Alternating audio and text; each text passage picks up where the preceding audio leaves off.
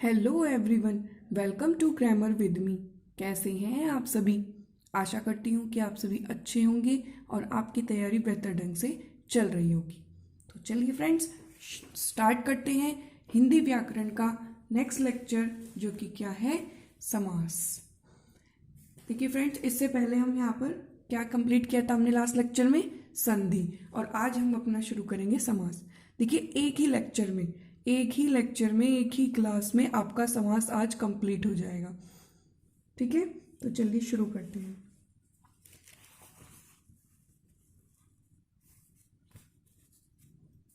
समास। समास क्या है? समास जो शब्द है वो कैसे बना? सम प्लस आस समास, जिसका अर्थ क्या है? संक्षेप में कहना। सम मतलब संक्षेप, आस मतलब कहना। तो समास का अर्थ क्या है? संक्षेप में कहना। ठीक, चलिए उसकी परिभाषा देख लेते हैं। दो या दो से अधिक शब्दों के संयोग को समास कहते हैं। क्या है समास? दो या दो से अधिक शब्दों के संयोग को समास कहते हैं। ठीक, अब समास में जब आता है आपका समस्त पद, या जिसको हम कहते हैं समासिक पद, वो क्या है? समास के नियमों से बना नया संक्षिप्त शब्द समस्त पद या समासिक पद कहलाता है। क्या है समस्त पद?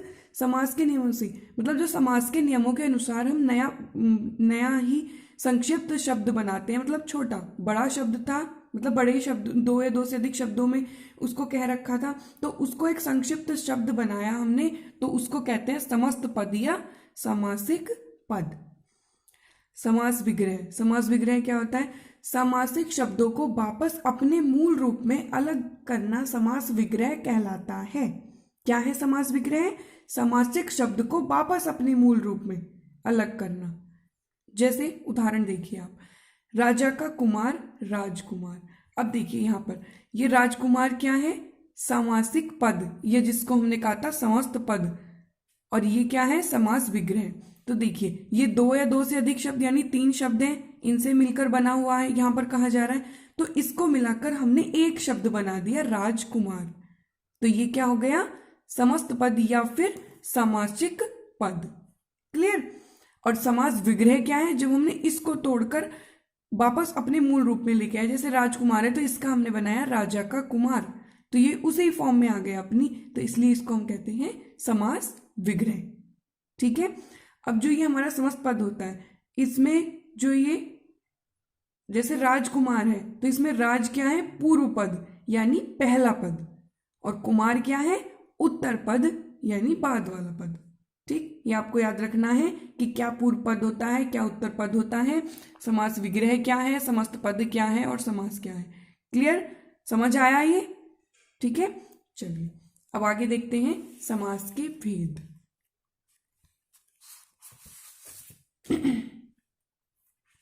समास के भेद देखिए, मुख्यतः समास के चार भेद होते हैं।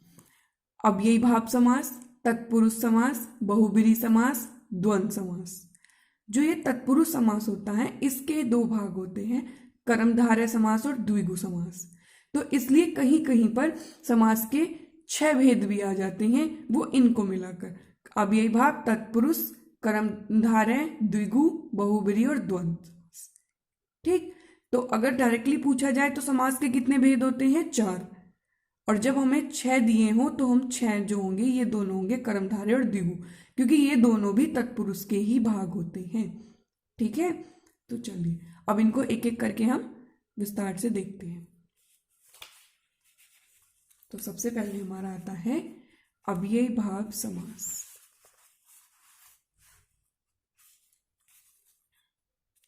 अव्ययी भाव समास क्या है? जिस समास में पूर्व पद प्रधान हो और वही पद अव्यय हो, अव्ययी भाव समास कहलाता है। क्या है अव्ययी भाव समास? कि जिस समास में पूर्व पद अभी आपने देखा था कि क्या होता है? पहला वाला पद।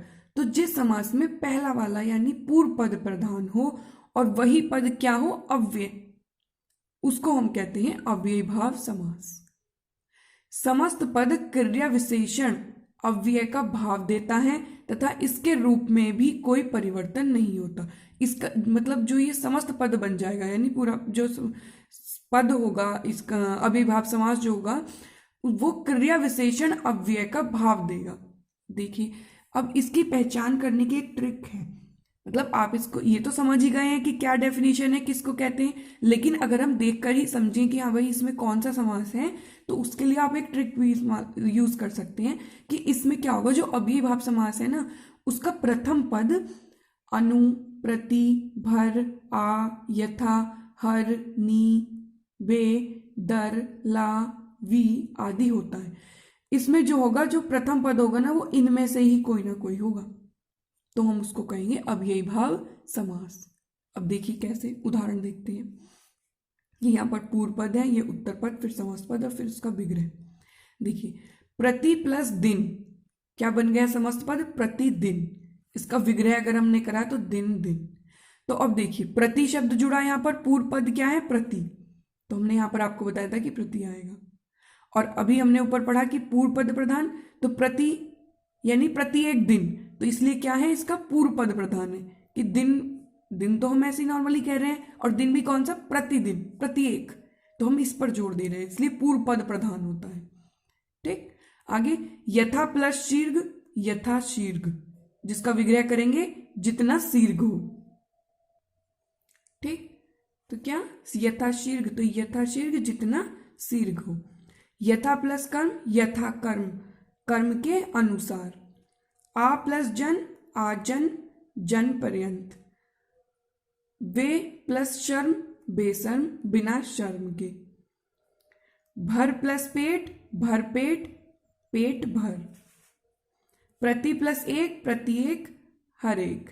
देखिए, अब आपको क्या होगा, जो एग्जाम में आएगा आपको ये वाला पद दिया होगा, ठीक है, और पूछा जाएगा कि इसमें कौन सा समास है, या फिर ये पद दे के पूछ लेंगे कि हाँ इसका विग्रह करके बताइए कि क्या है। ठीक, तो आपने देखा कि इसमें अब एक चीज और बताऊं, यहाँ पर क्या है, कोई ना कोई उपसर्ग जुड़ा हुआ है। देखिए, उपसर्ग तो पढ़ा है ना, प्रथम पद जुड़ता है जब, तो प्रति प्लस दिन, प्रति एक, तो प्रति, यथा, यथा, आ, बे, भर, प्रति। तो देखिए, तो आप इस तरीके से भी याद रख सकते हैं कि जिसमें उपसर्ग जुड़े शुरू में, और वो तो है ही कि जिसका पूर्व पद प्रधान हो, और ये शब्द जिसमें आए वो क्या होते हैं, अव्ययीभाव समास होते हैं। क्लियर, समझ आया? ओके, चलिए अब आगे देखते हैं। नेक्स्ट हमारा आता है सेकंड, तत्पुरुष समास। तत्पुरुष समास क्या है? देखिए, जिस समास में उत्तर पद अर्थात अंतिम पद की प्रधानता होती है वह तत्पुरुष समास कहलाता है। अभी आपने पद देखा था कि कौन सा पूर्व पद होता है, कौन सा उत्तर पद होता है। अव्ययीभाव समास में क्या था कि पूर्व पद प्रधान है, और इसमें क्या है, उत्तर पद प्रधान यानी अंतिम पद प्रधान। ठीक, वह तत्पुरुष समास कहलाता है। इस समास में सामान्यतः प्रथम पद विशेषण और द्वितीय पद विशेष्य होता है। तत्पुरुष समास के भेद देखिए, कर्म तत्पुरुष, करण तत्पुरुष, संप्रदान तत्पुरुष, अपदान तत्पुरुष, संबंध तत्पुरुष, अधिकरण तत्पुरुष, कर्मधारय समास, द्विगु समास। अब इनको समझने से पहले मैं आपको एक चीज बता दूं। देखिए, एक होता है कारक।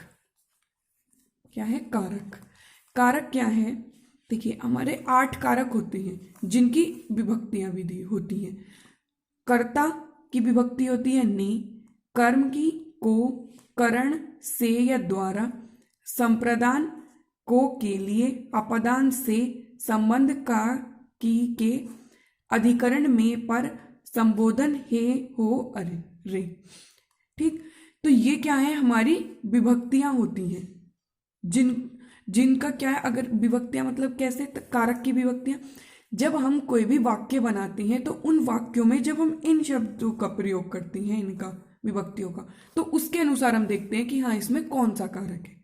ठीक, तो जो समास है तत्पुरुष समास, उसमें जो हमारी ये सेकंड से लेकर 7th तक नंबर तक ये वाली जो विभक्तियां हैं, इनके आधार पर हम तत्पुरुष के भागों को बांटते हैं। कारक की विभक्तियों के आधार पर तत्पुरुष समास के 6 भेद होते हैं। कर्म, कर्ता का तत्पुरुष नहीं होता, कर्म, करण, संप्रदान, अपदान, संबंध और अधिकरण। तो ये तत्पुरुष के भेद हैं इनके आधार पर। अब हम इनको डिटेल में देखते हैं कैसे। वैसे मैं कारक आपको पढ़ाऊंगी कि हाँ कि क्या होता है, क्या उसकी विभक्ति है, ठीक है, बाद में डिटेल में पढ़ेंगे। अभी यहाँ थोड़ा सा बता देती हूँ क्योंकि इसी के आधार पर आपके तत्पुरुष समास है, ठीक है। चलिए, तो क्या है तत्पुरुष समास के भेद। कर्म तत्पुरुष, जिसको हम द्वितीय तत्पुरुष, द्वितीय क्यों कहा, क्योंकि ये कारक की दूसरे नंबर की विभक्ति है। पहले नंबर पे क्या था, कर्ता, देखा ना अभी। तो देखिए कर्म तत्पुरुष समास, जिसको द्वितीय तत्पुरुष भी कहते हैं। तो कर्म तत्पुरुष, करण तत्पुरुष, संप्रदान तत्पुरुष, अपदान तत्पुरुष, संबंध तत्पुरुष, अधिकरण तत्पुरुष, ठीक। ये 6 तो हो गए कारक के आधार पर। और 2 हमारे जो मेन होते हैं वो होते हैं कर्मधारय समास और द्विगु समास, ठीक है। चलिए अब इनको देखते हैं कौन सा क्या है। कर्म तत्पुरुष समास, इस तत्पुरुष समास में कर्म कारक की विभक्ति को लुप्त हो जाती है। अभी देखा था कि कर्म कारक की विभक्ति क्या है, को, तो को विभक्ति क्या होगी, लुप्त हो जाएगी। कैसे, देखिए स्वर्ग प्राप्त, इसका विग्रह करा तो स्वर्ग को प्राप्त, तो इसमें विभक्ति क्या आ रही थी यहाँ पर, को, तो जब हमने इसका समस्त पद बनाया तो वो विभक्ति लुप्त हो गई, तो इसलिए ये क्या है, कर्म तत्पुरुष समास। इसी तरह ग्रहागत, ग्रह को आगत, सुख प्राप्त, सुख को प्राप्त करने वाला, विरोधजनक, विरोध को जन्म देने वाला, गगनचुंबी, गगन को चूमने वाला, शरणागत, शरण को आया हुआ। तो देखिए सभी में क्या है, को विभक्ति है, को यहाँ पर भी। तो जब हमने इसका समस्त पद यानी सामासिक पद बनाया तो ये विभक्ति क्या हुई, लुप्त हो गई। तो क्या हुआ वहां पर, कर्म तत्पुरुष समास। जब आपको एग्जाम में ये दिया हुआ होगा, जैसे आपको दिया स्वर्ग प्राप्त, इतना शब्द दे दिया स्वर्ग प्राप्त, तो आप क्या करेंगे, इसका विग्रह करके देखेंगे कि क्या आ रहा है, स्वर्ग को प्राप्त, इसमें विभक्ति आ रही है को, तो इसका मतलब ये होगा कर्म तत्पुरुष समास, ठीक है। चलिए सेकंड आता है इसका करण तत्पुरुष समास। करण तत्पुरुष समास क्या है, इसमें करण कारक की विभक्ति से और के द्वारा लुप्त हो जाती है। करण तत्पुरुष की विभक्ति क्या है, से और द्वारा, तो ये क्या होंगी, लुप्त हो जाएंगी। जैसे अकाल पीड़ित, इसका विग्रह करो, अकाल से पीड़ित, तो क्या विभक्ति आई, से, तो से क्या है, करण तत्पुरुष समास है, इसलिए यहां पर, ठीक। इसी तरह शोकाकुल, शोक से आकुल, तुलसीकृत, तुलसी द्वारा कृत, या फिर इसको कह सकते हैं तुलसी से कृत, हस्तलिखित, हाथ द्वारा लिखित या हाथ से लिखित, ठीक है। तो इस तरह करण तत्पुरुष समास क्या होगा, जिसमें से या द्वारा विभक्ति आएगी और वो लुप्त हो जाएगी, उसको कहते हैं करण तत्पुरुष समास। आपको क्या करना है, जो समस्त पद दिया होगा उसका विग्रह करके देखना है, जो भी विभक्ति आए उसी के अनुसार तत्पुरुष समास हो जाता है, ठीक है। तो करण तत्पुरुष समास जिसमें से या द्वारा विभक्ति आए। नेक्स्ट आता है संप्रदान तत्पुरुष समास। इसमें क्या होगा, संप्रदान कारक की विभक्ति के लिए, संप्रदान कारक की विभक्ति क्या है, के लिए, ये लुप्त हो जाएगी। जैसे उदाहरण शिक्षालय, तो शिक्षा के लिए आलय, तो इसमें विभक्ति क्या है, के लिए, तो जब हमने इसका समस्त पद बनाया तो लुप्त हो गई, क्या हो गया, शिक्षालय। देशभक्ति, देश के लिए भक्ति, के लिए। गौशाला, गायों के लिए शाला। समाचार पत्र, समाचार के लिए पत्र, ठीक। कुछ नहीं करना है, सिर्फ इतना कि जब ये एग्जाम्पल या क्वेश्चन आएगा तो आपको क्या करना है, इसका विग्रह कर कर देखना है, शिक्षालय, शिक्षा के लिए आलय, तो क्या विभक्ति निकली, के लिए, क्योंकि इसको हम ये तो कह नहीं सकते शिक्षा को आलय, को आलय नहीं कह सकते ना, तो इसलिए के लिए, तो के लिए कौन सी है, संप्रदान तत्पुरुष समास, ठीक। नेक्स्ट देखते हैं अपदान तत्पुरुष समास। इसमें अपदान कारक की विभक्ति से लुप्त हो जाती है। कौन सी विभक्ति है, से, ठीक, से। अब देखिए एक चीज मैं यहां पर आपको बताऊं, अब आप कहेंगे कि मैम आपने तो करण तत्पुरुष में भी से बताया था, अब यहाँ पर भी से आ गया है, तो दोनों में हम अंतर कैसे करेंगे कि अपदान है कि करण है। तो क्या देखिए, जो अपदान तत्पुरुष होगा उसमें से क्या भाव होगा, अलग होने का भाव निकलेगा। जहां पर से ये वाली से विभक्ति होगी और अपदान होगा, अपदान तत्पुरुष, तो वहां पर अलग होने का भाव होगा। कैसे, देखिए दोष मुक्त, दोष से मुक्त, तो यानी मुक्त हो गया, उससे वो अलग हो गया, तो अपदान है। और इसमें करण में क्या था, से, यानी उसके कारण कोई चीज हो रहा था, अकाल से पीड़ित यानी अकाल से पीड़ित, वो मुक्त, अलग होने का कोई भाव नहीं था वहां पर। ठीक, समझ आया? देखिए पहले इसके और उदाहरण देखिए, तब समझ में आएगा आपको। दोष मुक्त, दोष से मुक्त। गुण रहित, गुण से रहित, अलग होने का भाव। पाप मुक्त, पाप से मुक्त। चिंता मुक्त, चिंता से मुक्त। धर्म भ्रष्ट, धर्म से भ्रष्ट। धनहीन, धन से हीन। तो यहां पर अलग होने का भाव है, इसलिए यहां पर क्या है, अपदान तत्पुरुष। और यहां पर करण तत्पुरुष, देखिए मैं आपको एक उदाहरण से बताऊं।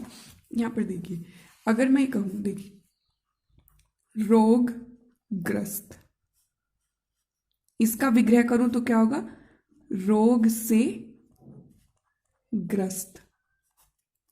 एक मैं कहूं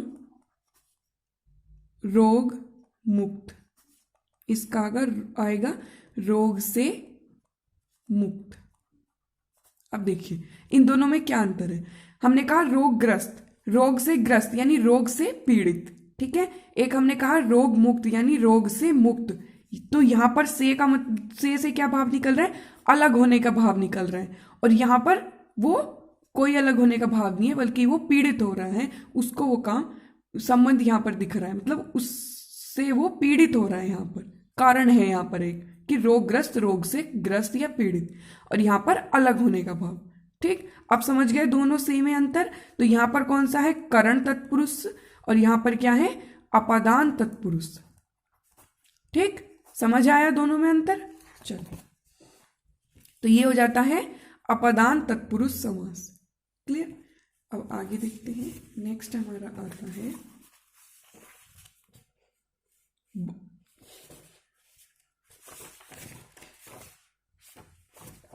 कौन सा किया, हाँ, तो अपदान हो गया था। अब आता है संबंध तत्पुरुष समास। संबंध तत्पुरुष, इसमें संबंध कारक की विभक्ति का, की, के लुप्त हो जाती है। ठीक, इसमें संबंध कारक की विभक्ति क्या थी, का, की, के। देखिए उदाहरण, देश सेवा, देश की सेवा, तो संबंध दिख रहा था यहां पर, इसलिए की आया।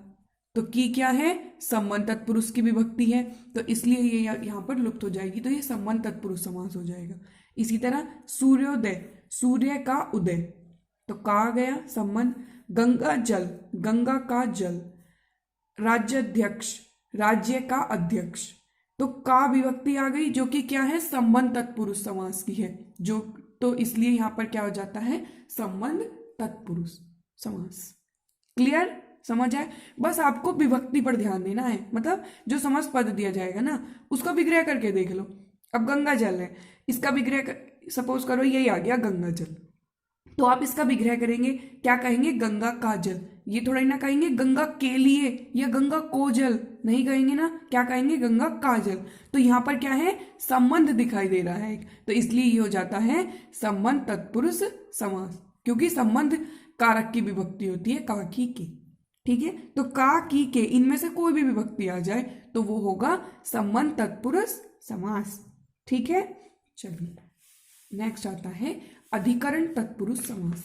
अधिकरण तत्पुरुष, जिसमें क्या है, अधिकरण कारक की विभक्ति में या पर लुप्त हो जाती है। अधिकरण कारक की विभक्ति क्या है, में और पर।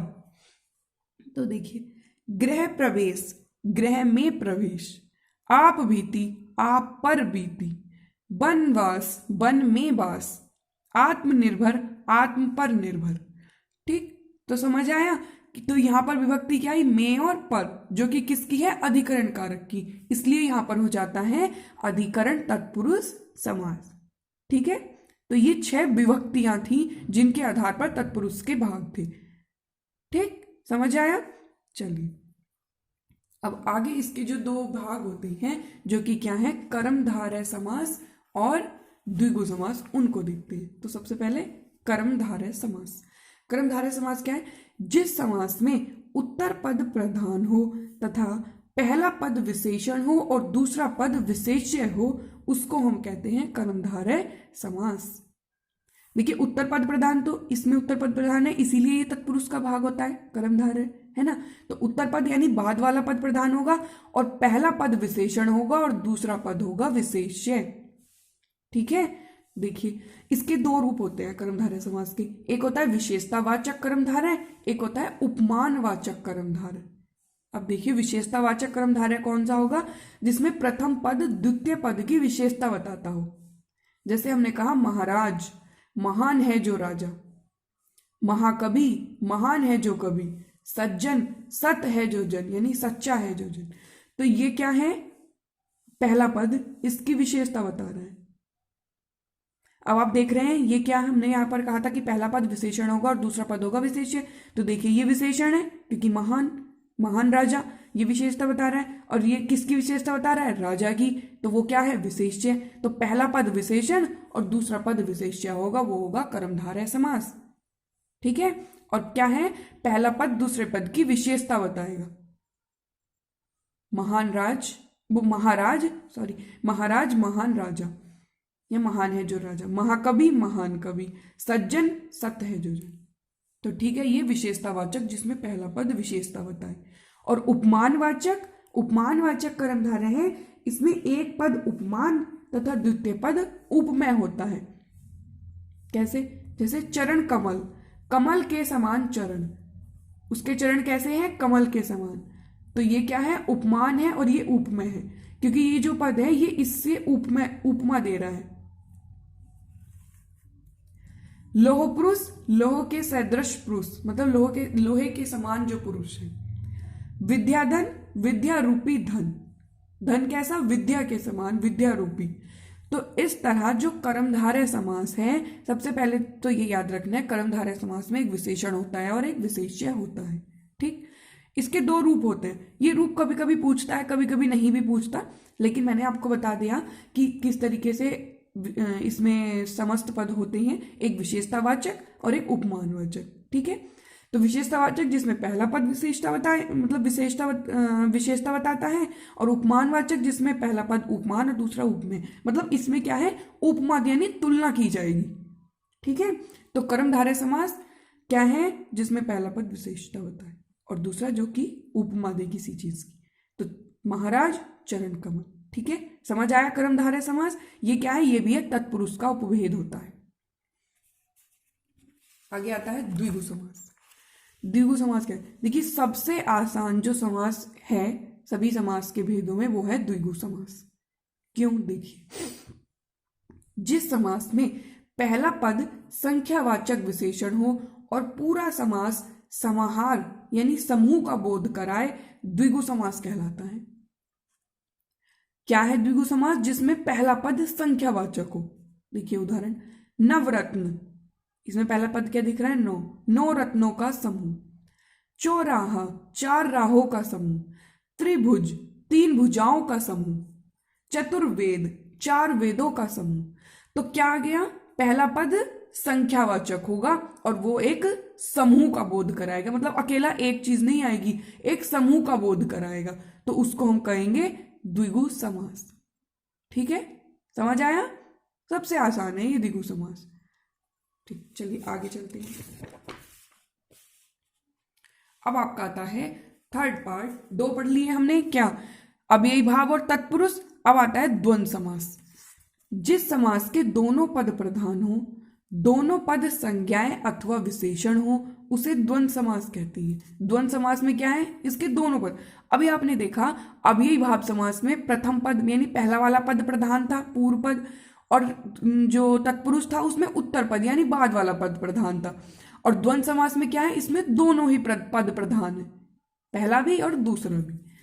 इस समास का विग्रह करने के लिए दोनों पदों के बीच और या शब्द प्रयुक्त होते हैं, और क्या इनमें बीच में एक योजक चिन्ह आएगा, ये पहचान है इसकी कि बीच में योजक चिन्ह जिसमें आएगा वो द्वंद्व समास होगा।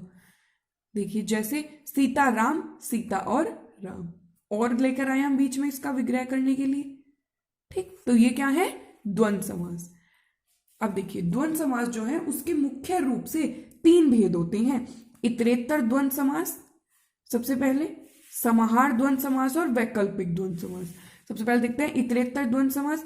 इस समास में समान महत्व के दो शब्द और तथा आदि योजक शब्दों से जुड़े होते हैं। इसमें क्या आते हैं और तथा। देखिए कैसे, जैसे समस्त पद है पाप पुण्य, तो विग्रह किया हमने पाप और पुण्य। राधा कृष्ण, राधा और कृष्ण। नमक मिर्च, नमक और मिर्च। देखिए क्या कहा कि समान महत्व, तो दोनों का अपना अपना अलग अलग महत्व है। राधा कृष्ण, तो हमने इसमें लगा दिया और, राधा और कृष्ण।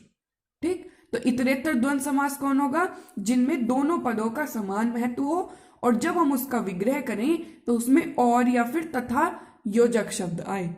ठीक है, नेक्स्ट सेकंड है इसका समाहार द्वंद्व समास। देखिए समाहार, जिस द्वंद्व समास के दोनों पद और समुच्चय बोधक से जुड़े होने पर भी अलग अलग अस्तित्व ना रखें बल्कि समूह का बोध कराएं, उसे समाहार द्वंद्व समास कहते हैं। जैसे उदाहरण, रोटी दाल, रोटी और दाल। अन्न जल, अन्न और जल। रुपया पैसा, रुपया और पैसा। अब देखिए और, अब आप कहेंगे मैम यहाँ पर भी और है, यहाँ पर भी और है, तो दोनों में हम कैसे अंतर करें? तो यहाँ पर क्या था, दोनों का समान महत्व कहा था ना, अपना अपना अलग अलग महत्व होता है। और यहाँ पर क्या कहा कि और आने पर भी उनका अलग अस्तित्व नहीं होता बल्कि एक समूह में ही बोध कराते हैं, मिलकर उनका अर्थ होता है। जैसे रोटी दाल, तो रोटी और दाल दोनों का एक साथ समूह। आप रोटी रोटी भी नहीं खाएंगे और दाल दाल भी नहीं खाएंगे, इनका समूह बनाकर खाएंगे। ठीक, इसी तरह अन्न जल, अन्न और जल। ठीक, तो देखिए क्या रोटी दाल में रोटी और दाल यानी कि एक भोजन के एक पदार्थ का बोध करा दिया, एक समूह। और अन्न जल यानी संपूर्ण भोजन का। अन्न जल एक पूरे संपूर्ण भोजन को ही तो कहते हैं हम कि अन्न जल ग्रहण कर लो। इसी तरह रुपया पैसा, रुपया और पैसा यानी एक संपत्ति का बोध करा रहा है, तो यहाँ पर क्या है, एक समूह का बोध करा रहा है। ठीक है, तो वो होगा समाहार द्वंद्व समास। ठीक, थर्ड आता है इसका वैकल्पिक द्वंद्व समास। वैकल्पिक में क्या है, जिस द्वंद्व समास में दोनों पदों के बीच या अथवा आदि विकल्प सूचक योजक शब्दों का लोप होता है और वह द्वंद्व समास दो विरोधी भावों के बोधक शब्दों के मेल से बनता है। अब यहाँ पर क्या है कि दोनों ही पद क्या होंगे, विरोधी होंगे और क्या होंगे, या फिर अथवा इसमें योजक शब्द आएगा। देखिए भला बुरा, भला या बुरा, दोनों विरोधी हैं एक दूसरे के। छोटा बड़ा, छोटा या बड़ा। ऊंचा नीचा, ऊंचा या नीचा। तो इस तरह दोनों एक दूसरे के विलोम होंगे, विपरीत होंगे। ठीक, और या जो है या योजक शब्द इनका विग्रह किया जाएगा, तो वो कौन सा होगा, वैकल्पिक द्वंद्व समास। तो आपने द्वंद्व समास देख लिया। द्वंद्व समास क्या है, जहां पर दोनों पद प्रधान होते हैं। ठीक है, और या आदि शब्दों से इनका हम विग्रह करते हैं, जिसके तीन थे, इतरेतर, समाहार और वैकल्पिक। इतरेतर क्या है, जिसमें और विभक्ति आए और दोनों पदों का समान महत्व हो। और समाहार जिसमें और विभक्ति भी आएगी ही और साथ ही दोनों का एक साथ मिलकर एक समूह का बोध कराएंगे। और वैकल्पिक द्वंद्व जिसमें क्या आएगा, या विभक्ति आएगी और दोनों विपरीत होंगे। क्लियर, समझ आया? देखिए अब यहाँ पर एक बात मैं आपको बता दूं, नोट करने की बात है। देखिए आप इस तरीके के कुछ उदाहरण देखेंगे, साफ साफ, बार बार, बीचों बीच, रातों रात, घड़ी घड़ी, घर घर, धीरे धीरे, हाथों हाथ। अब आप क्या कहेंगे कि मैम आपने बताया कि जब योजक चिन्ह आ जाए बीच में, ठीक है, तो वो क्या होता है, हमारा द्वंद्व समास होता है। अभी बताया मैंने आपको। लेकिन जब इस तरीके से आएगा तो वो होगा अव्ययी भाव समास। अब कैसे आप डिफरेंस कैसे अंतर करेंगे कि यहाँ पर क्या, देखिए दोनों समान पद है। ऊपर आपने देखा था भला बुरा, रोटी दाल, पाप पुण्य, क्या कोई समान पद था? अलग अलग थे ना। तो यहाँ पर क्या आएगा, जब समान शब्द आए, जो शब्द यहाँ पर हो वो भी यहाँ पर हो, तो वो अव्ययी भाव समास होता है। जैसे साफ साफ, आप ये देख सकते हैं जहाँ पर रिपीट हो, साफ साफ, बार बार, बीचों बीच, रातों रात, मतलब इसका अर्थ होता है रात ही रात में। यानी ये दोनों अर्थ अलग अलग, कोई अर्थ नहीं निकला इनका, ना ही कोई समूह बनाया। इसी तरह घड़ी घड़ी, घर घर, धीरे धीरे, हाथों हाथ, हाथ ही हाथ में। ठीक है, तो इस तरह जो इस तरीके के शब्द आएंगे तो वो अव्ययी भाव समास होंगे, द्वंद्व समास नहीं होंगे। ठीक है, याद रखेंगे। चलिए, तो अब आपका एक लास्ट बचता है बहुब्रीहि समास। बहुब्रीहि समास क्या है, जिस समास में दोनों पदों में कोई भी पद प्रधान नहीं होता और दोनों पद मिलकर एक नया अर्थ प्रकट करते हैं, उसे बहुब्रीहि समास कहते हैं, अर्थात जिसमें कोई अन्य पद प्रधान होता है। अब देखिए, अभी आपने देखा अव्ययी भाव समास, जिसमें क्या था, पूर्व पद प्रधान था। फिर आप आए तत्पुरुष पर, तत्पुरुष में क्या था, उत्तर पद प्रधान था यानी बाद वाला। फिर आप आए द्वंद्व समास, जिसमें दोनों ही पद प्रधान थे। अब हमारा आता है बहुब्रीहि समास, जिसमें कोई अन्य ही पद प्रधान होता है, ना तो पहला ना दूसरा, कोई अन्य ही पद प्रधान होगा। ठीक है, कैसे, उदाहरण देखते हैं। दशानन, दश है आनंद जिसके, अर्थात किसके हैं दश आनंद, यानी 10 सर किसके हैं, रावण के। तो कोई विशेष अर्थ, कोई अन्य पद प्रधान निकल रहा है। पीतांबर, पीत है अंबर जिसका, यानी पीला है अंबर, वस्त्र जिसके, क्या है, अर्थात श्री कृष्ण जी। जलज, जल में उत्पन्न होता है जो, अर्थात कमल। लंबोदर, लंबा है उदर जिसका, अर्थात गणेश। त्रिनेत्र, 3 है नेत्र जिसके, अर्थात शंकर। अब आप यहां पर देखकर ये मत सोच लेना कि मैम ने कहा था कि त्रि यानी संख्या जिसमें आ जाए वो तो द्विगु होता है, लेकिन नहीं, आप क्या करेंगे, आप देखेंगे कि कहीं इसका कोई विशेष अर्थ तो नहीं है, तो आप वहां पर लगाएंगे बहुब्रीहि समास।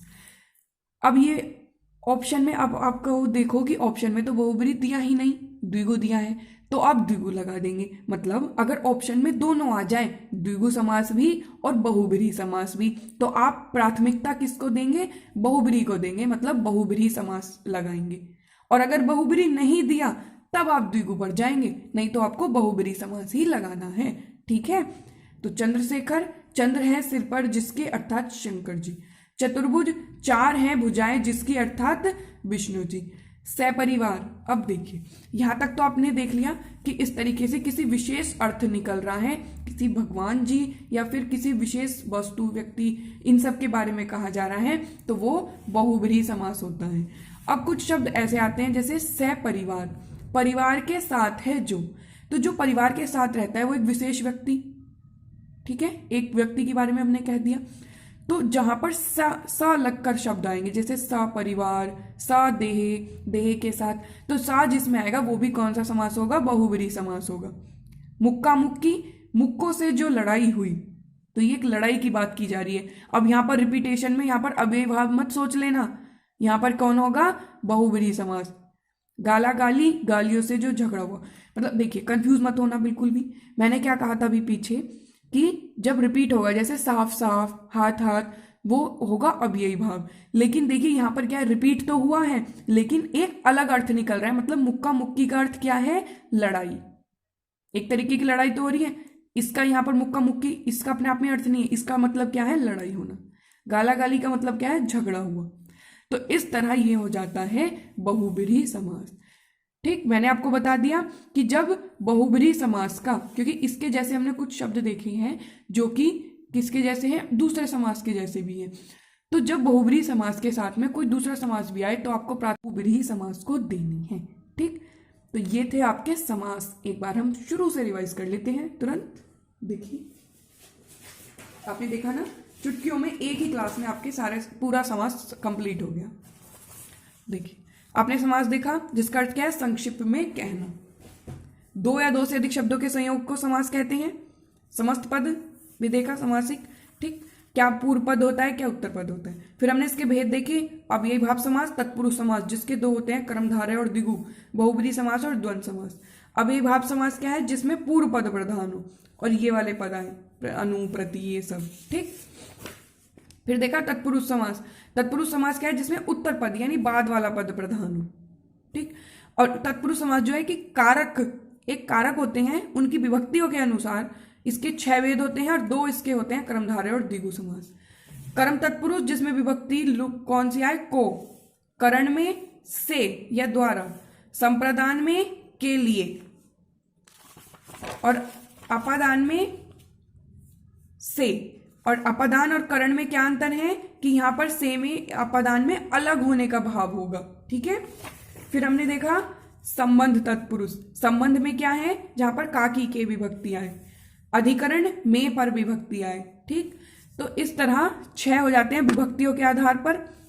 कर्मधारय समास जिसमें उत्तर पद बाद वाला पद प्रधान हो और पहला पद विशेषण और दूसरा पद विशेष्य हो। देखिए महाराज, महान राजा, चरण कमल, कमल के समान चरण, तो उपमा दी जा रही है, तुलना की जा रही है और विशेषता बताई जा रही है तो कर्मधारय समास।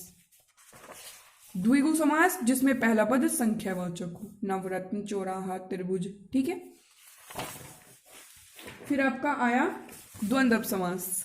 द्वंद्व समास क्या है? दोनों पद प्रधान, जिसमें और या फिर योजक शब्द आए और बीच में ये योजक चिन्ह भी आए।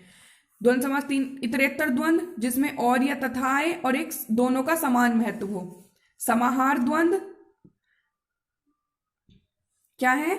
जिसमें और तो आए ही लेकिन दोनों का साथ में मिलकर अर्थ निकले, बोध कराए एक समूह का, तब समाहार। वैकल्पिक द्वंद्व जिसमें दोनों अलग अलग विपरीत हों और या बीच में योजक शब्द आए, भला बुरा, भला या बुरा। ठीक है, समझ आया? और जो इस तरीके से यहाँ पर रिपीट होंगे ये अव्ययीभाव होते हैं। बहुब्रीहि समास। बहुब्रीहि क्या है? जिस समास में कोई अन्य पद प्रधान हो वो बहुब्रीहि समास होता है, जैसे दशानन रावण के लिए आया है। ठीक, समझ आया?